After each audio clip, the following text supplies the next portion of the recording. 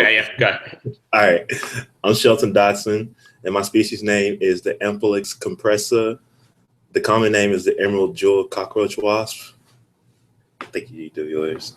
But then your intro. Oh, you want me to go? Yeah, you can do your intro. Okay. My name is Sam Lindsay, and I'll be doing the voodoo wasp with the scientific name Polysphincta boops. All right. My opening statement is the emerald cockroach wasp. Biological name is the Ampulex compressa. Emerald cockroach wasp is known for stinging a cockroach and using its host for its larvae to eat up once they're hatched. This is a characteristic that makes the emerald cockroach wasp a parasitoid. This wasp is found mostly in tropical regions such as the one in South Asia, Africa, and the Pacific Islands. The female wasp is about 22 millimeters long and has a stinger.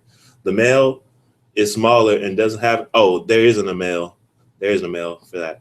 The emerald cockroach wasp stings the cockroach multiple times in order to paralyze it temporarily. The first sting is toward a large amount of muscle tissue, which causes the cockroach to be paralyzed in the front legs for 2 to 3 minutes. The second sting limits the effectiveness of octopamine, a neurotransmitter that controls muscle contraction and sudden movements. The second sting basically helps prevent the cockroach from making any sudden movements. This helps make it that the emerald cockroach wasp's job easier.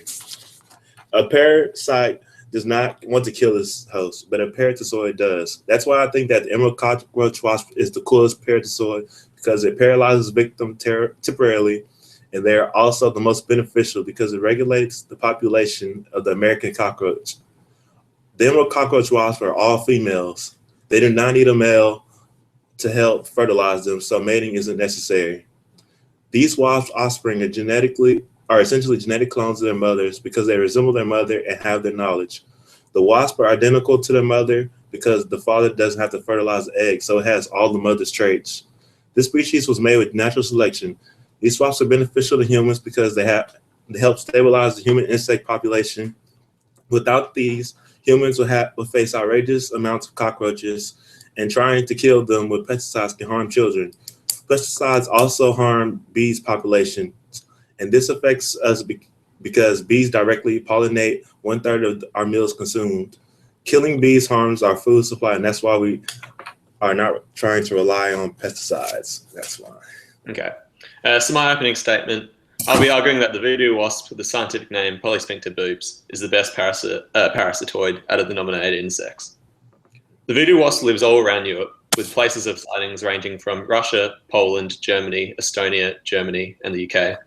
They can be identified by the yellow color of their thorax, in contrast to its black body, but the voodoo wasp species has a much larger ovipositor to the other members of the group, and is much longer in size, with the adults growing up to 8 to 11 millimeters long.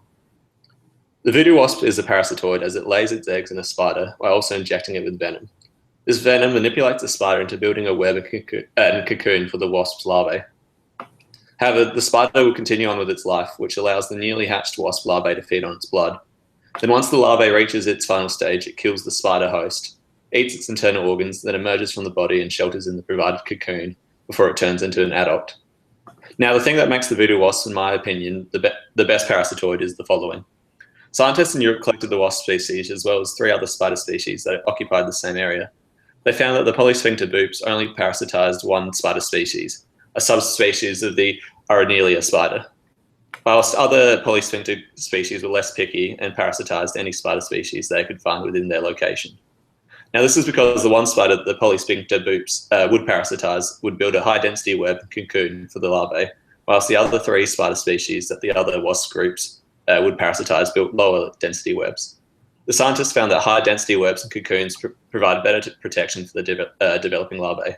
So basically, the Polysphincta boops selected a specific spider species, and only that species, out of all the other spiders that lived in the area, because their web creation was the most effective in protecting their young. Yeah. All right. Well, I think your bug is pretty interesting and pretty cool, but it's not cooler than mine. It is pretty cool because it injects a spider with venom. It can control the spider and use it for its own doing, like creating a spider web to hold and protect its larva. But I think the emerald cockroach wasp would be even cooler because it stings its victim, and then it paralyzes its victim, and then the larva comes out and eats the cockroaches, and the cockroaches have plenty of nasty bacteria on them, and that's why the larva eating them from the inside out helps humans and helps decrease their population.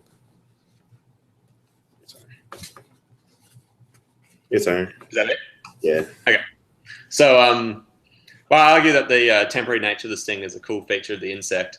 I believe that we're going to argue on the premise of coolness. Then the voodoo wasp defeats the emerald cockroach wasp quite handily. In particular, the voodoo wasp actually controls the behavior of its host spider. Whilst the emerald cockroach wasp stings the cockroach, which allows the wasp to plant her eggs into the body of the cockroach for protection and food, which my voodoo wasp also does the same thing. My wasp species goes one step further and actually manipulates the spider into building a cocoon, with the most effective dimensions for protecting the wasp's larvae. Not only is this incredibly cool, it's extremely effective for protecting the larvae, and is a feature of the parasitoid that is not featured by the emerald cockroach wasp. Add to the fact that my wasp species host is a venomous spider compared to the emerald wasp's host species of a harmless cockroach. I think this further shows my parasitoid species is the better or cooler one. All right.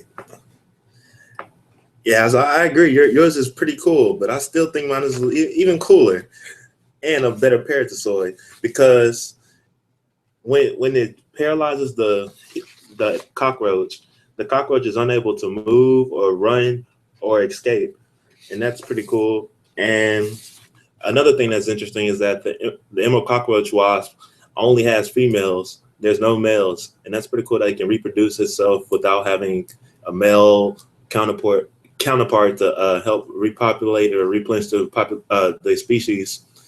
And the offspring are all like genetic clones of the mother, and that's pretty interesting too. And that's why I think they're cooler than your insect. Yeah, I think that's fair. That you definitely have. It's a cool part of your wasp that they have the one gender, and that they're all genetically similar.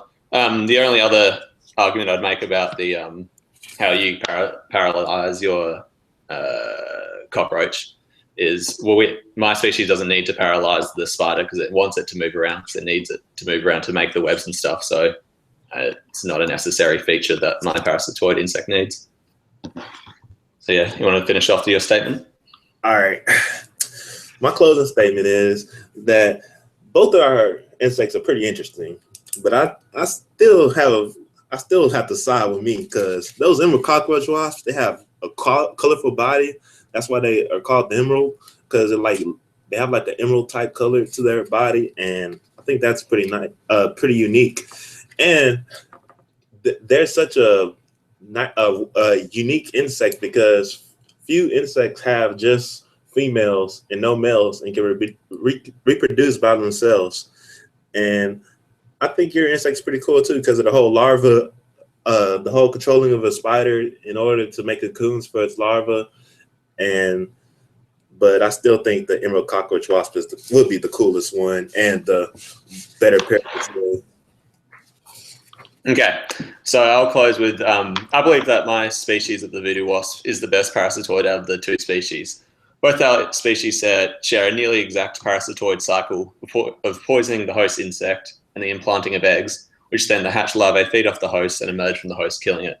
But my species goes one step further by using the venom to control the spider into making an alternate web and cocoon system that then provides shelter to the larvae once they emerge from the spider body.